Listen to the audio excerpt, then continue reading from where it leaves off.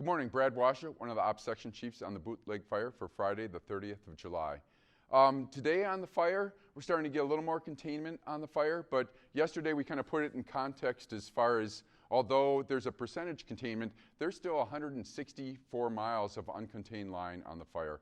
We're having less and less heat on the fire line, but before we want to call something contained, we want almost a 99% chance that that area of the fire is not going to leave the perimeter. Areas of heat today, we still have heat up in the northwest corner of the fire.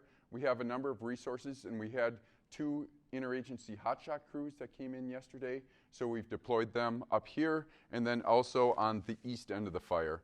We're continuing to work those perimeters. This part of the fire is fully either lined with dozers, hand-lined, and we do have hose lays in this area.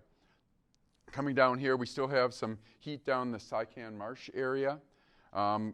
Transferring over here to the India Echo divisions.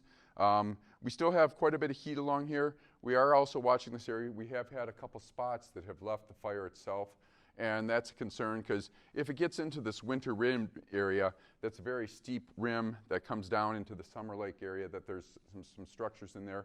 We do have plans in place as far as if fire were to leave that rim and threaten those, how we would handle that. And for today, it's a little bit of a concern because we have a northwesterly wind component, and so we're watching that.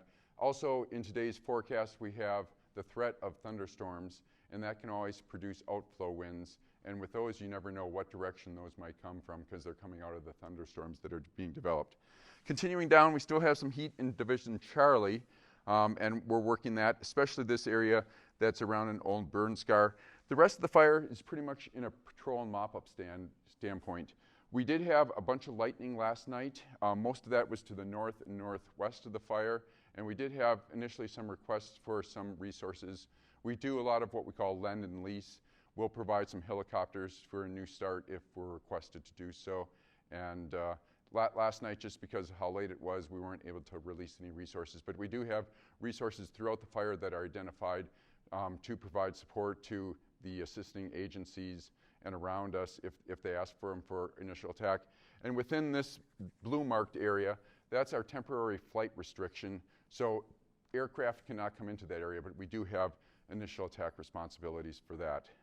With that, that concludes today's update, and thanks for your time.